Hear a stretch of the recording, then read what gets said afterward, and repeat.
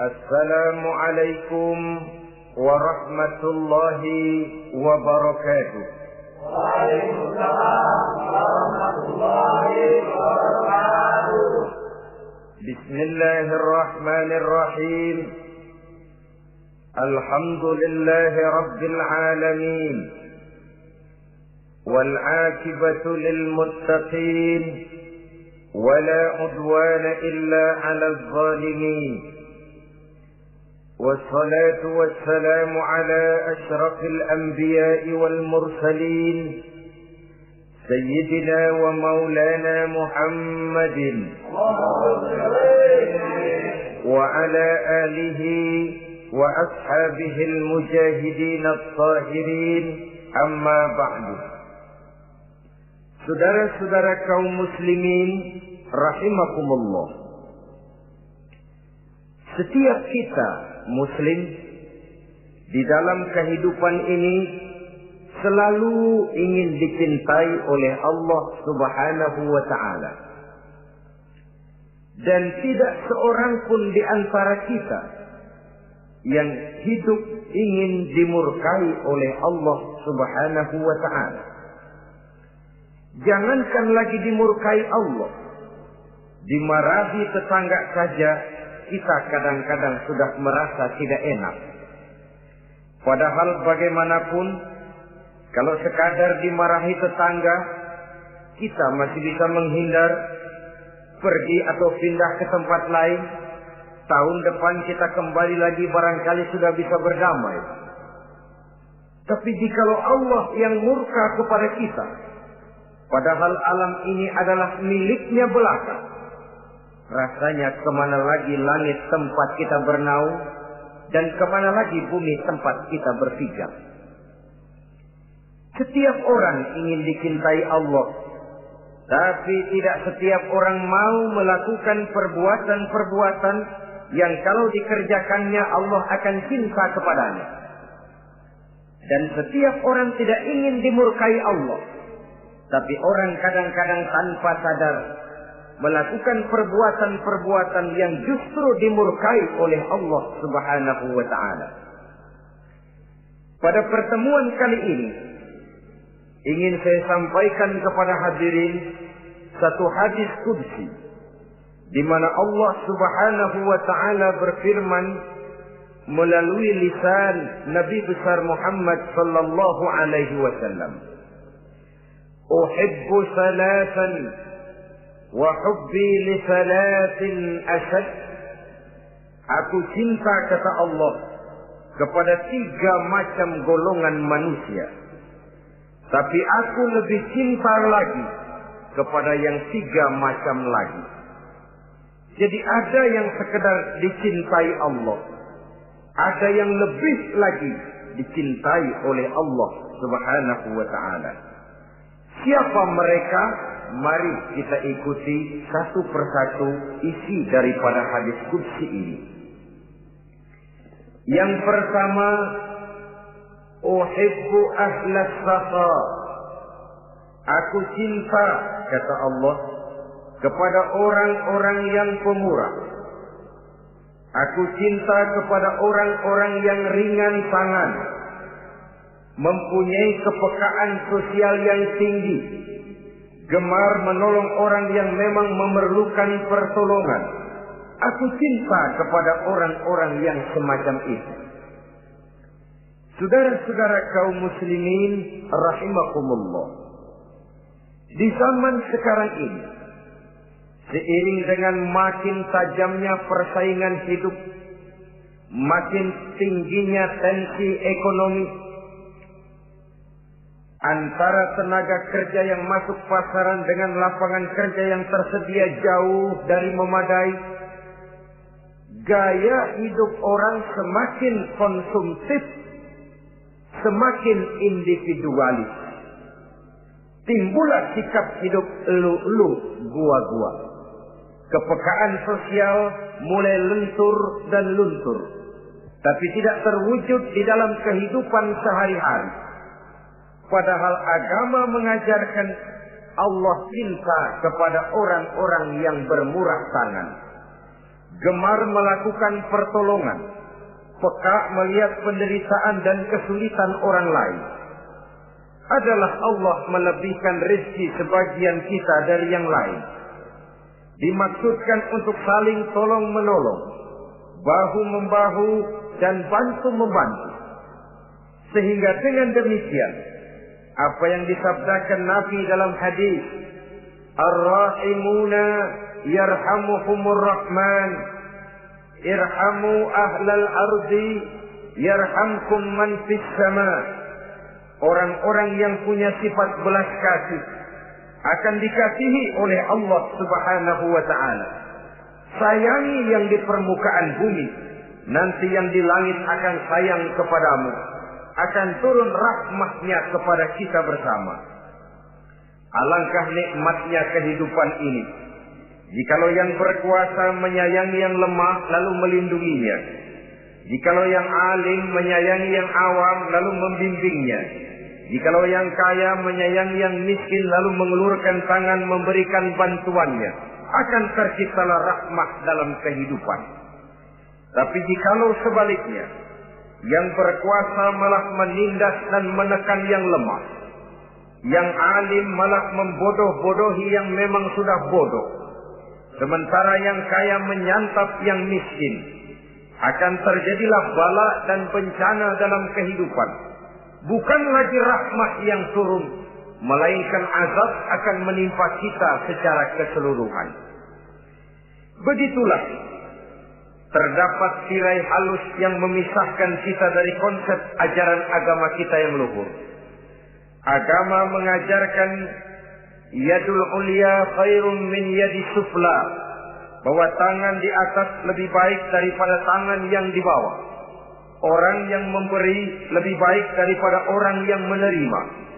Tapi yang kita praktekkan, kita selalu berada pada posisi tangan di bawah, menjadi umat yang manja, yang lemah, padahal bukan tidak punya potensi, tapi mungkin karena kita tidak pandai menginventarisir potensi.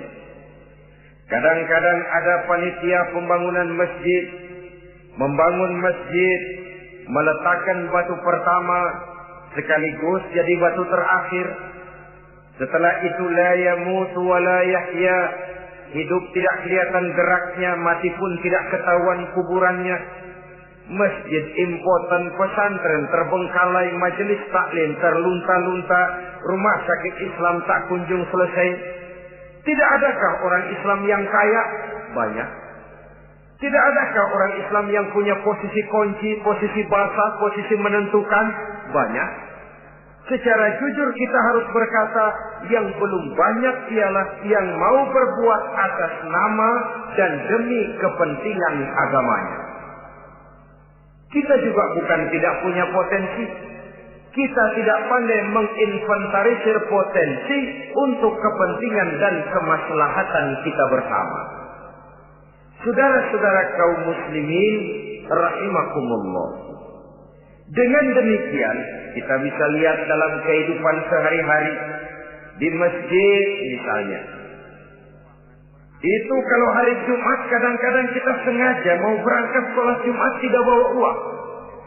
Maka yang paling lancar di masjid, kotak. Saudara boleh lihat kotak itu. Dari sudut ke sudut hampir tidak pernah macet. Lancar betul jalannya. Sekali macet, kotak. 50. 100. Wajar kalau masjid-masjid kita lalu impoten. Bagaimana akan mengadakan kegiatan kalau tidak ada dana? Oleh karena itu pada kesempatan ini saya ingin mengetik, berbahagialah kita jikalau oleh Allah Subhanahu wa ta'ala diberikan kepercayaan berupa titipan, wa mal malu wal banuna illa wada'i', harta dan anak-anak tidak lain satu titipan dari Allah Subhanahu wa ta'ala. Dan pada satu saat titipan itu akan diambil oleh yang empunya. Allah cinta kepada orang-orang yang pemurah. Allah akan memberikan balasan yang berlipat ganda. Kalau saudara bersedekah kepada anak yatim, bukan si yatim itu yang akan membalasnya. Kalau saudara membantu pembangunan masjid, bukan panitia masjid yang akan memberikan ganjarannya. Kalau saudara membangun pondok pesantren, bukan kiai yang punya pesantren yang akan memberikan balasannya. Allah Subhanahu wa ta'ala melalui jalan yang tidak kita sangka-sangka, melalui jalan yang dalam istilah Quran disebut min haitsu la yahtasib, melalui jalan yang tidak pernah kita hitung, kita sangka sama sekali. Jalan gaib yang hanya Allah saja yang maha tahu. Sebaliknya, wa hubbi lil faqir as-sakhi asad, kata Allah. Aku cinta kepada orang-orang yang pemurah, tapi aku lebih cinta lagi kepada orang-orang miskin yang pemurah. Orang kaya pemurah, Allah cinta. Orang miskin pemurah, Allah lebih cinta. Kenapa? Kalau orang kaya sedekah 5.000 rupiah misalnya, orang miskin pun sedekah 5.000 rupiah, sama jumlahnya, sama ikhlasnya, sama halalnya, tapi besarnya pahala lebih besar sedekah si miskin yang 5.000 rupiah itu ketimbang si kaya yang juga 5.000 rupiah. Kenapa maka demikian? Oh, buat orang kaya uang 5.000 apalah artinya. Tapi buat si miskin, untuk jumlah 5.000 itu dia harus peras keringat, banting tulang, pergi pagi, pulang sore, kaki jadi kepala, kepala jadi kaki. Tapi kok dia berani bersedekah sejumlah sedekahnya orang kaya. Ini yang dinilai oleh Allah Subhanahu wa ta'ala. Saudara-saudara kaum muslimin rahimakumullah, sifat inilah yang dahulu dicontohkan oleh baginda Rasul. Bahkan apa yang beliau sedekahkan kepada orang lain biasanya adalah sesuatu yang lebih baik dari apa yang beliau pakai sendiri. Watak ini yang diikuti oleh generasi sahabat.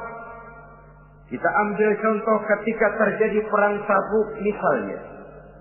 Datanglah Sayyidina Abu Bakar Siddiq, membawa seluruh harta bendanya disumbangkan di jalan Allah. Melihat ini Nabi bertanya, "Hal tarakta li ahlika syai'an ya Abu Bakar?" Wahai Abu Bakar, begini banyak harta yang kau infakkan fi sabilillah ini, apakah buat keluargamu sudah kau tinggalkan? Sayyidina Abu Bakar dengan tegas menjawab, "Taraktu lahumullaha wa rasulahu." Sudah, saya tinggalkan mereka Allah dan Rasulnya. Saya tinggalkan mereka keyakinan, akidah, iman, bahwa kalau kami menolong Allah, menolong agama, Allah akan menolong kami. Bahwa kami tidak akan jadi melarat karena memperjuangkan agama. Bahwa kami tidak akan jatuh miskin kalau harta ini kami belanjakan di jalan Allah. Kami tinggalkan keyakinan itu kepada anak-anak dan istri di rumah. Sementara harta yang ada seluruhnya kami bawa kemari. Keyakinan yang dimiliki oleh Sayyidina Abu Bakar Siddiq di zaman sekarang ini sudah merupakan keyakinan yang sangat langka. Kita belum yakin benar akan kebenaran janji Allah. Sehingga dengan demikian timbullah keraguan-raguan. Apa iya kalau saya belanjakan uang ini di jalan Allah akan ada balasannya? Apa iya kalau uang ini saya gunakan untuk melaksanakan ibadah akan datang balasannya? Padahal dalam hadis qudsi Allah menjanjikan, "Ana inda zanni 'abdi bi." Aku ini, kata Allah, bagaimana menurut persangkaan hambaku saja kepadaku. Kalau dia sangka baik, insya Allah baik datangnya. Kalau dia sangka tidak, aku bagaimana menurut sangka hambaku kepadaku. Itulah sebabnya dalam segala hal kita harus husnuzan, berbaik sangka kepada Allah Subhanahu wa ta'ala. Saudara-saudara kaum muslimin rahimakumullah. Inilah golongan pertama kekasih Allah. Orang-orang yang dicintai Allah. Orang-orang yang pemurah, yang sadar bahwa harta hanya sekadar titipan dari Allah Subhanahu wa ta'ala. Dan harta menurut Nabi, apabila sudah kita belanjakan di jalan Allah, dia akan berkata, pertama, kuntu qalilatan fakassartani, jumlahku sebenarnya sedikit, tapi lantaran engkau sedekahkan aku, engkau belanjakan aku di jalan Allah, maka jumlahku jadi banyak. Kau sedekah 1.000, dibalas 7.000, dikali 10, dikali 100, masih ditambah wallahu yudha'ifu liman yasha. Allah melipat gandakan pahala kebajikan dari orang-orang yang dikehendakinya. Yang kedua, harta itu akan bicara lagi. Kuntu faniyatan fa'abqaitani. Aku ini sebenarnya fana, tidak kekal, berubah, relatif dan temporer, sirna oleh pergeseran masa dan pertukaran waktu. Tapi lantaran engkau sedekahkan aku, engkau belanjakan aku di jalan Allah, maka nilaiku jadi kekal, akan mendampingi engkau sampai di hadratullah azza wa jalla di akhirat nanti. Jadi harta yang kita tumpuk-tumpuk, yang kita sangka akan mengekalkan kita sampai tidak akan miskin 7 keturunan, dengan segala macam cara kita tempuh, dia bukan harta yang kekal. Yang kekal yang kita belanjakan di jalan Allah Subhanahu wa ta'ala. Itu milik kita yang benar-benar akan kita nikmati. Yang ketiga, harta itu akan berkata lagi, kunta harisi fal'ana sirtu harisaka. Dahulu kamulah yang menjaga saya, tapi sekarang setelah saya sedekahkan, setelah engkau sedekahkan aku, setelah engkau belanjakan aku di jalan Allah, bukan engkau lagi yang jaga aku, kata si harta, akulah yang akan menjagamu. Di dunia orang yang rajin sedekah, sedekahnya itu menolak bala, terhindar dari segala bencana dan musibah. Sementara di akhirat, sedekahnya itu akan menjadi dinding yang menjaga dia dari jilatan api neraka. Demikian harta yang sudah kita infakkan, kita belanjakan, kita sedekahkan di jalan Allah itu akan menjadi pejangga kita. Sehingga Nabi menyatakan, inna sadaqatal mar'il muslim tazidu fil umri wa tadfa'u mitatas su'i. Sesungguhnya sedekahnya seorang mukmin dapat menambah umur panjang dan menyelamatkan seseorang dari mati secara su'ul khatimah. Marilah kita melihat bahwa agama ini memerlukan kita, bahwa umat ini mengharapkan pengorbanan kita. Dengan segala kemampuan yang ada pada diri kita, mari kita menyadari bahwa harta kita yang benar-benar milik kita, sesungguhnya yang sudah kita belanjakan di jalan Allah Subhanahu wa ta'ala. Saudara-saudara kaum muslimin rahimakumullah, inilah golongan pertama. Golongan yang kedua yang dicintai oleh Allah Subhanahu wa ta'ala, uhibbul mutawadhi'in. Aku cinta, kata Allah, kepada orang-orang yang rendah hati, orang-orang yang membawa ilmu padi, makin berisi makin merunduk, makin di puncak makin sadar akan kelemahan dan keterbatasannya. Aku cinta kepada orang-orang yang rendah hati. Adalah satu sifat dari Rasulullah sallallahu alaihi wasallam yang diriwayatkan oleh Imam Abu Ja'far Al-Barzanji misalnya dalam rawi Barzanjinya, wa kana sallallahu alaihi wasallam syadidal haya'i wat tawadhu. Adalah Rasulullah sallallahu alaihi wasallam seorang yang sangat pemalu dan sangat rendah hati. Tawadhu, tidak melonjak menjadi angkuh dan sombong. Walaupun beliau adalah asyraful anbiya wal mursalin, nabi dan rasul termulia, imamul muttaqin, imamnya orang-orang yang bertakwa, rahmatan lil alamin, diutus sebagai rahmah bagi seluruh alam, tapi tawaduknya demikian luar biasa. Ketika beliau terusir dari Makkah, kita bisa membayangkan meninggalkan kampung halaman, meninggalkan keluarga yang berbeda akidah, hijrah ke Madinah. Tapi pada lain kesempatan, ketika beliau dengan bala tentaranya masuk ke kota Mekah, dan orang-orang kafir Quraisy yang kita kenal dalam peristiwa Fathu Makkah itu, gentar hati mereka, sembunyi di dalam rumahnya masing-masing. Mereka masih ingat beberapa tahun yang silam, dikala Nabi Muhammad dan para sahabatnya dikejar-kejar, terusir dari Mekah hijrah ke Madinah. Sekarang Rasul kembali ke Mekah dengan segala keperkasaan bala tentaranya. Mereka berpikir, andai kata Muhammad mau saja membalas dendam, habis kita ini, habis, tidak akan tersisa. Dahulu dia kita caci maki, dahulu dia kita usir, dahulu dia kita kejar-kejar untuk kita bunuh. Sekarang kita tidak berdaya. Muhammad dengan perkasa, dengan bala tentaranya yang gagah sekarang masuk ke kota Mekah. Apa yang harus kita lakukan? Mereka menunggu dan menunggu. Dan Nabi dengan gagah masuk ke kota Mekah bersama bala tentaranya. Apa ucapan yang pertama beliau lontarkan? Pembalasan dendam? Tidak. Mencari orang-orang yang dulu mengejar, memusuhi, mengancam akan membunuhnya? Tidak.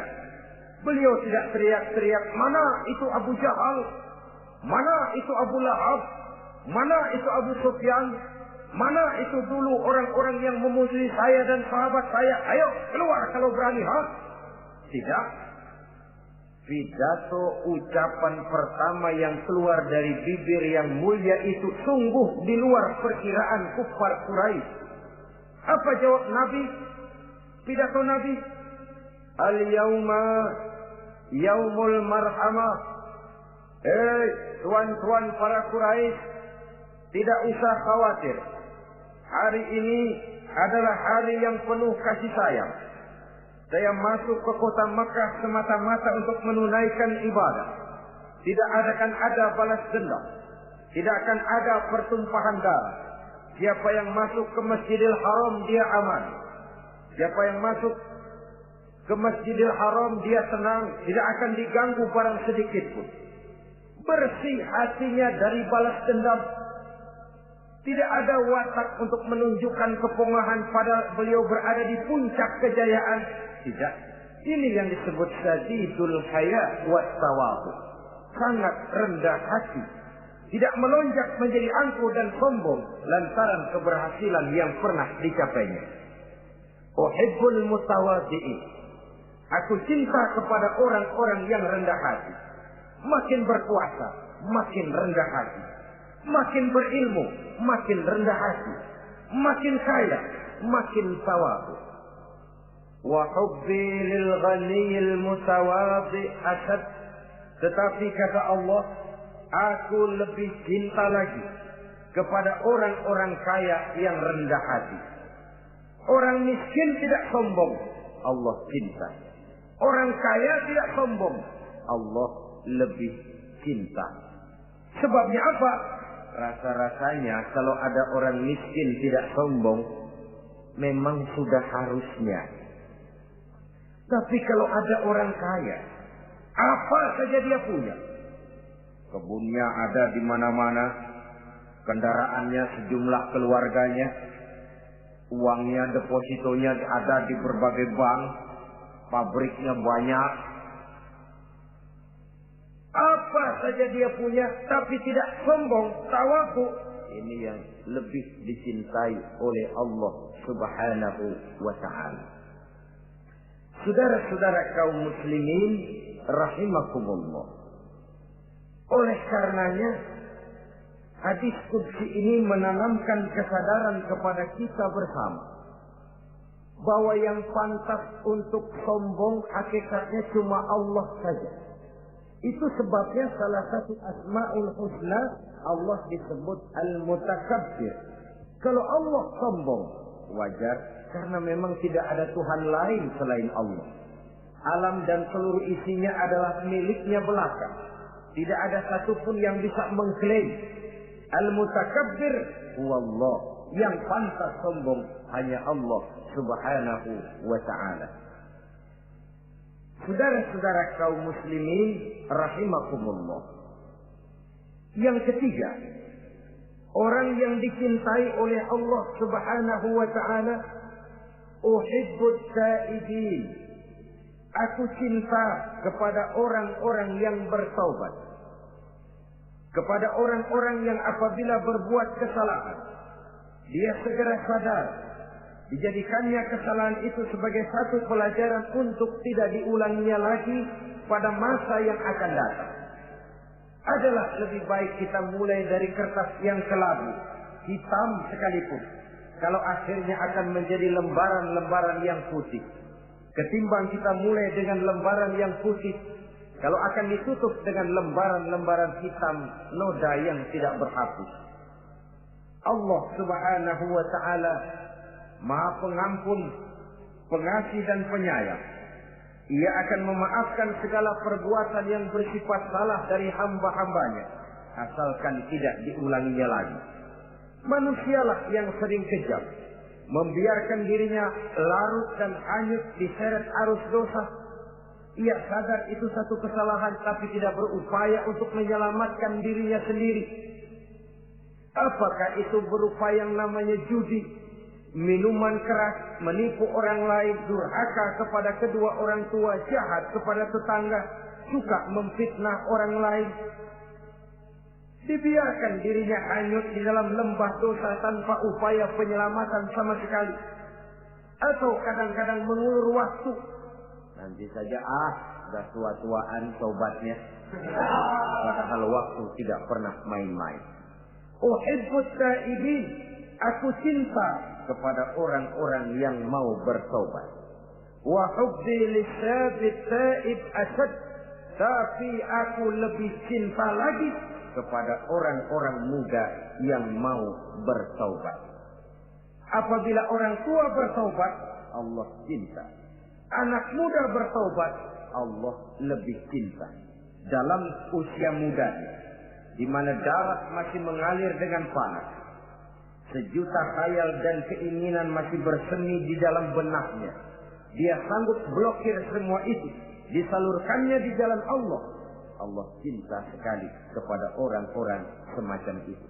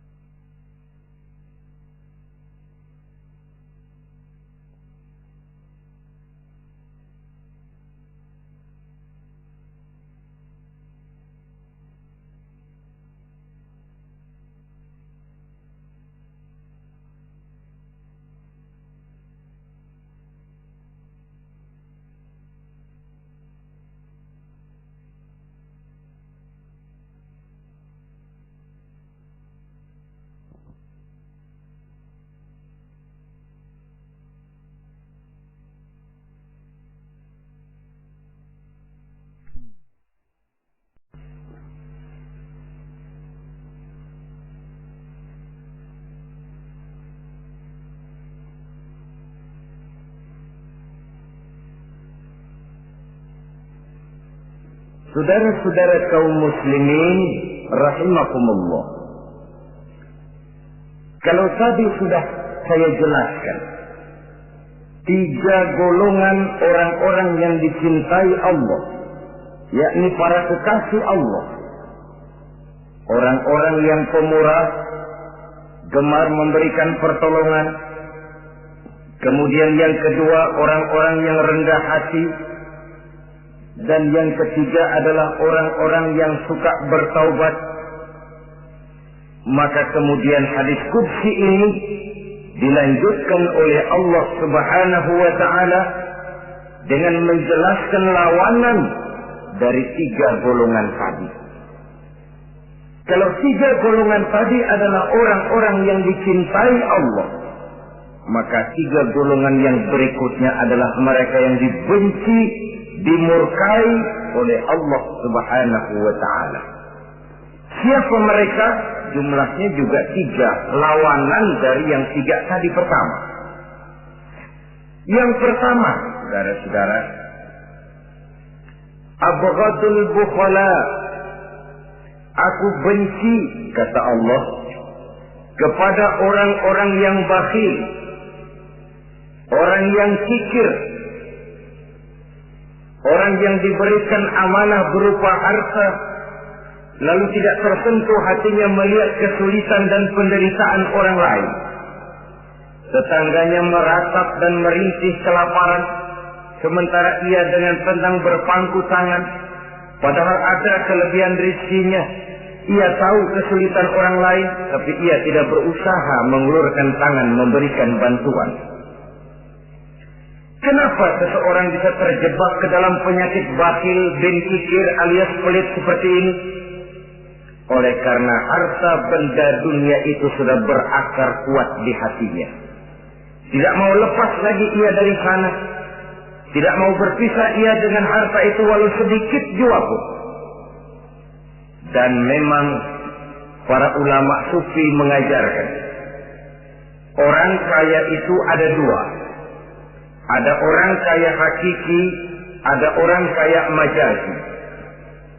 Orang kaya hakiki, orang kaya sebenarnya adalah orang yang kaya hatinya.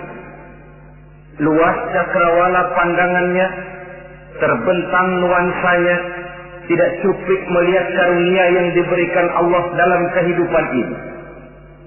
Orang yang kaya hati, inilah orang kaya hakiki. Adapun orang kaya majazi adalah orang yang banyak hartanya tapi miskin hatinya. Hidupnya sudah melimpah tapi ia selalu merasa kurang, maka ia tidak pernah cukup. Posisinya sudah kaya tapi ia masih merasa miskin, maka ia pun selalu miskin. Imam Ghazali rahimahullah memberikan contoh yang indah. Perjalanan hidup manusia sama dengan naik kapal laut yang besar menuju pulau bernama akhirat, mencapai pantai surga bahagia. Kapal ini akan singgah di satu pulau bernama dunia. Para penumpang diperbolehkan turun, tapi sebelumnya diingatkan lebih dahulu bahwa ini cuma sekedar tempat transit. Di dunia, di pulau yang bernama dunia, para penumpang boleh mengambil apa yang memang diperlukan untuk bekal dalam perjalanan. Tapi jangan lupa bahwa kapal akan melanjutkan perjalanan menuju kepulauan akhirat yang kekal dan abadi. Maka turunlah para penumpang ke pulau yang bernama dunia ini.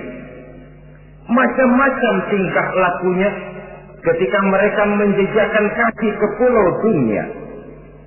Ada yang tetap sadar kepada pesan nakoda. Dia turun ke pulau yang bernama dunia, yang hijau, ranau, indah, memikat, mempedaya, mempesona. Tapi ia tetap sadar, ini cuma tempat transit. Ini cuma tempat persinggahan sementara.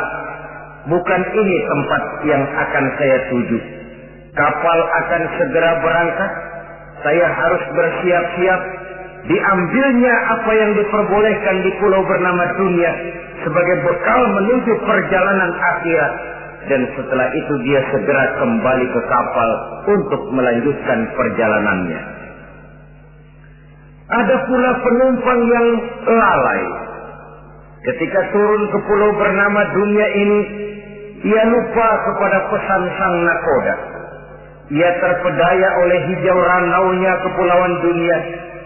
Ia terpikat oleh gemerlapnya kehidupan dunia. Sibuklah seluruh waktunya untuk mengambil segala yang ada di kepulauan dunia ini. Ia menyangka bahwa ia sudah sampai kepada tujuan yang sebenarnya. Dikala peluit kapal berbunyi, pertanda kapal akan segera berangkat, rupanya baru sadar dia bahwa ini bukan tujuan yang sebenarnya. Ia berusaha kembali ke kapal, walaupun masih bisa ikut naik kapal, tapi sayang tempatnya sudah ditempati oleh orang lain. Inilah contoh dari orang-orang yang kehidupan dunia telah melalaikan mereka daripada tujuan akhirat. Yang lebih celaka adalah nasib penumpang ketiga. Mereka yang tertinggal sama sekali di kepulauan dunia ini. Mereka lah orang-orang kafir, orang-orang munafik, orang-orang musyrik. Bagi mereka surgalah dunia ini. Bila kehidupan dunia berakhir pula lah surganya sampai di situ.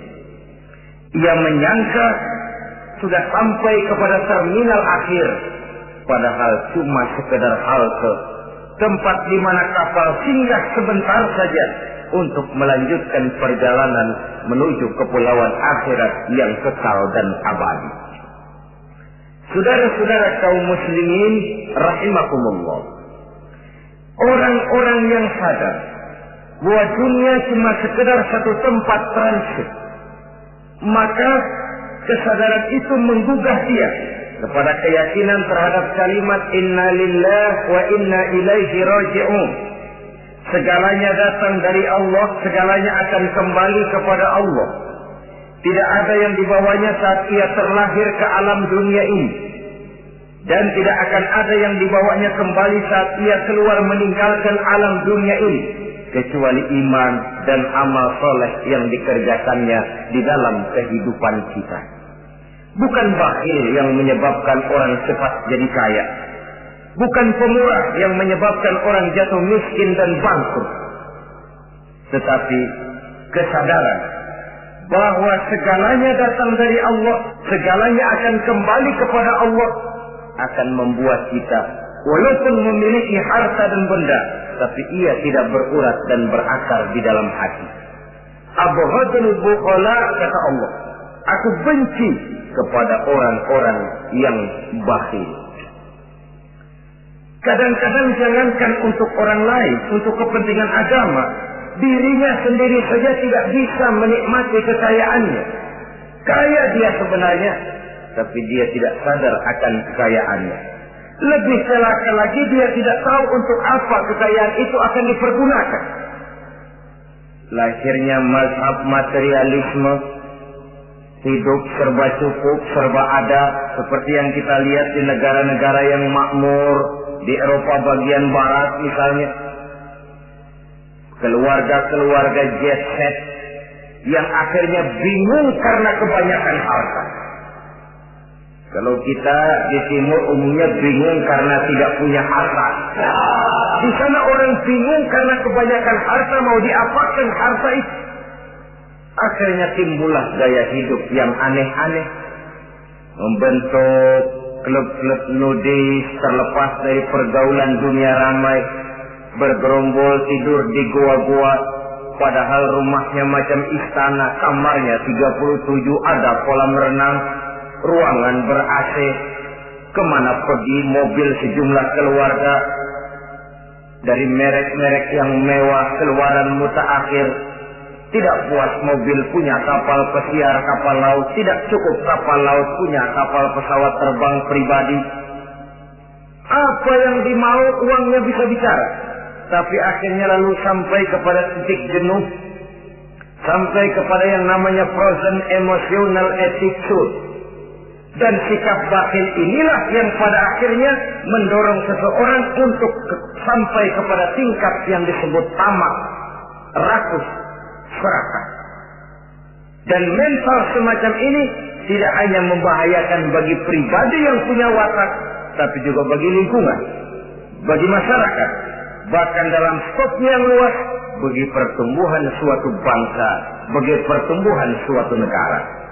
Sikap-sikap tamak, rakus, serakah, mau menang sendiri, mau kuasa sendiri, mau basah sendiri, mau kaya sendiri, persetan dengan orang lain, adalah sikap-sikap yang tidak saja bertentangan dengan ajaran agama kita, tapi juga bertentangan dengan falsafat dasar kehidupan bangsa kita, yakni Pancasila.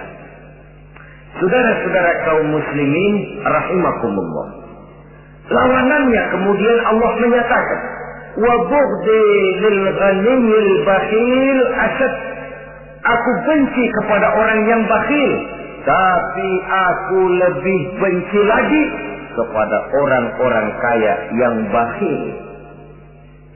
Kalau orang miskin pelit, barangkali masih orang berkata pantaslah dia tuh pelit, miskin. Tapi kalau kaya, bakhil, kaya, pelit, rasanya orang menyayangkan. Apa saja dia punya, tapi bakhil, pelit, tidak sadar bahwa itu adalah amanah Allah yang suatu saat akan dimintakan pertanggungan jawab di padang mahsyar nanti. Inilah golongan pertama yang dibenci oleh Allah Subhanahu wa ta'ala. Golongan yang kedua, abghadul mutakabbirin, aku benci kepada orang-orang yang sombong. Baik sombong oleh karena kekuatan, wewenang, jabatan. Baik sombong oleh karena ilmu pengetahuan, skill, keahlian, kemampuan. Baik sombong oleh karena harta benda dan kekayaan.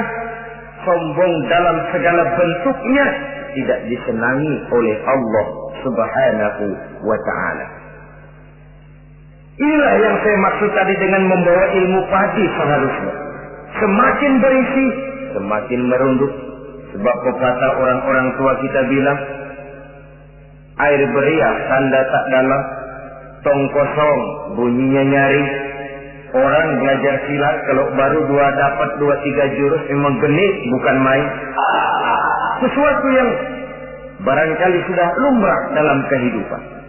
Tapi yang diajarkan oleh agama, abghadul mutakabbirin, aku benci kepada orang-orang yang sombong. Al-Quran syarat dengan contoh-contoh baik dari perjalanan sejarah, baik dari perjalanan hidup para nabi dan para rasul. Seluruhnya merupakan tamsil, contoh dan ibarat bagi kita bersama. Fanzuru kaifa kana akibatul mukazzibin. Fanzuru kaifa kana akibatul mujrimin. Berjalanlah kamu di permukaan bumi, lihat bagaimana akibat yang diderita oleh para pendusta. Lihat bagaimana akibat yang diderita oleh para pembuat dosa, oleh orang-orang yang sombong, angkuh, congkak, dan takabur. Mereka satu demi satu mengalami kehancuran, tenggelam di perut sejarah. Kurang apa Fir'aun? Kurang apa Raja Namrud? Kurang apa Raja Abrahat? Tentaranya gagah perkasa, kekuasaannya luas, istananya megah dan besar, pengawalnya gentayangan di mana-mana, intelnya selalu siap siaga menjaga keamanan. Sang raja diraja, entok waktu berputar masa beredar, tenggelam oleh perputaran waktu dan peredaran zaman. Tidak ada satu keabadian dalam kehidupan ini. Akankah kita melahirkan Fir'aun kelas baru, Namrud di zaman modern, Abrahat gaya kini, yang semakin berada di puncak kekuasaan semakin lupa diri dan lupa daratan? menjadi orang yang hanya mau benar sendiri, adil sendiri, makmur sendiri, tidak peduli menari di atas bangkai dan penderitaan orang lain? Akankah kita melahirkan korun-korun gaya baru yang sombong oleh karena harta kekayaan yang berlipat ganda? Ataukah kita akan melahirkan barsisul abid gaya baru yang sombong oleh karena ilmu pengetahuan yang dimilikinya? Marilah kita menyadari al-mutakabbir huwa Allah, yang pantas, boleh dan sombong, wajar untuk sombong, cuma Allah subhanahu wa ta'ala. Abghadul mutakabbirin, aku benci kepada orang-orang yang sombong.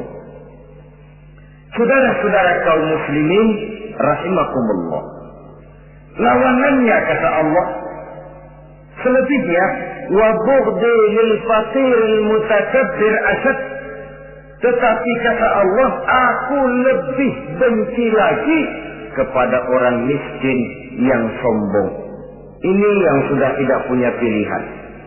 Orang pintar sombong barangkali lumayan, goblok sombong minta ampun, pejabat sombong barangkali karena punya pangkat, rakyat sombong apa yang mau disombongi, orang kaya sombong barangkali karena kekayaannya, melarat miskin sombong minta ampun.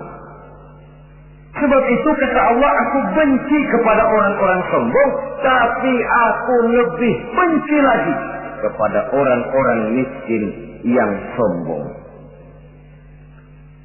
Hadis qudsi ini tentu saja memberikan satu kesadaran rohani yang paling dalam pada kehidupan kita setiap pribadi muslim, bahwa kita sejauh yang bisa kita lakukan hanyalah berusaha berbuat.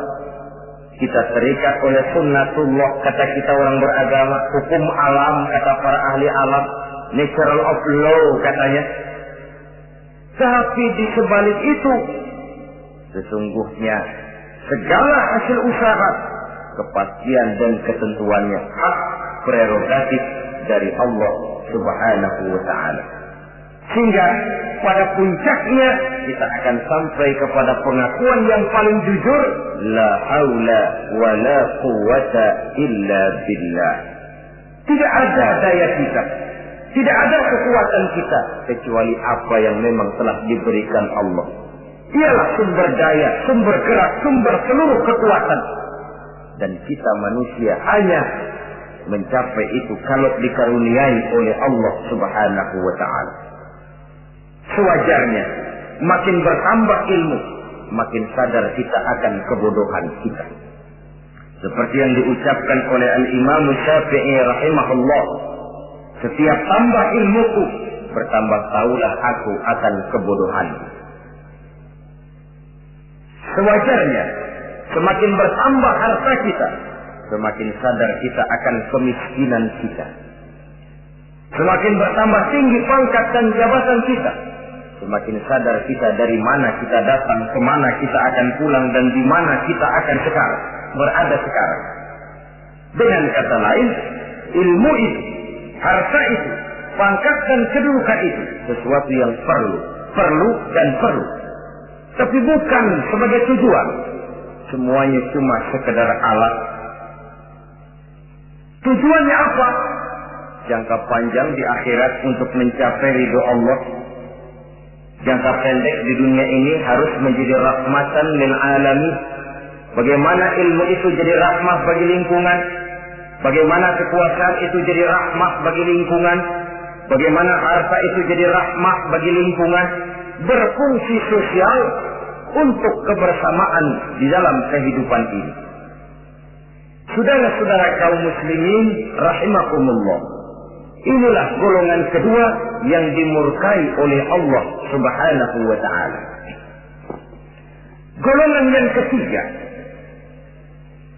abghadul fasad, aku benci kata Allah kepada orang-orang yang berhati keras, berhati batu, tidak mempan nasihat, baik nasihat itu datang dari Allah baik nasihat itu datang dari orang lain, baik nasihat itu datang dari dalam dirinya sendiri, atau bernasihat yang dipandangnya, yang dilihatnya dalam segala gerak kehidupan. Satu hari bahkan beberapa sahabat pernah menghadap Rasulullah Sallallahu Alaihi Wasallam. Ya Rasul, jikalau sekarang ini kami nyaris tidak punya problem, artinya semua problem kami tuntas, sedikit kami bingung, Tuanlah tempat kami bertanya. Kami tidak mengerti hukum, Tuan tempat kami meminta fatwa.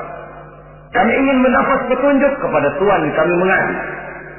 Tapi nanti kalau suatu saat Tuan telah berangkat meninggalkan kami ya Rasulullah, menghadap Allah Subhanahu wa ta'ala, tinggallah kami hidup tanpa bimbingan Tuan, kemana lagi kami harus minta nasihat? Baginda Rasul senyum, kemudian beliau menjawab, taraktu lakum nasihatain. Kamu tidak usah khawatir. Kalaupun pada satu saat nanti aku berangkat meninggalkan kamu semua, kembali menghadap Allah Subhanahu wa ta'ala, kamu tidak perlu bingung. Tempat kamu minta nasihat ada, tempat kamu bertanya ada, tempat kamu minta fatwa dan kepastian hukum ada. Taraktu lakum nasihatain. Aku tinggalkan untukmu dua macam nasihat. Pertama, yang aku tinggalkan kepadamu itu nasihat yang pandai bicara. Yang kedua, yang aku tinggalkan kepadamu itu nasihat yang diam saja. Sahabat lalu bertanya, kalau nasihat yang bisa bicara itu apa ya Rasul? Beliau menjawab, Al-Quranul Karim. 6.666 ayat, 30 juz, 114 surah, seluruhnya nasihat bagi umat Islam. Apapun yang akan kau kerjakan, kemanapun kau akan pergi, bertanyalah kepada Al-Quran, minta nasihatnya. Bertanya langsung? Tentu tidak. Bertanya kepada Al-Quran artinya fas'alu ahla dzikri in kuntum la ta'lamun. Jikalau kamu memang tidak mengerti, bertanyalah kepada yang mengerti. Yang mengerti Al-Quran tentu tidak lain para ulama, para kiai, para asatidz, guru-guru yang mengaku kita di majelis taklim. Nasihat yang pandai bicara, Al-Quranul Karim.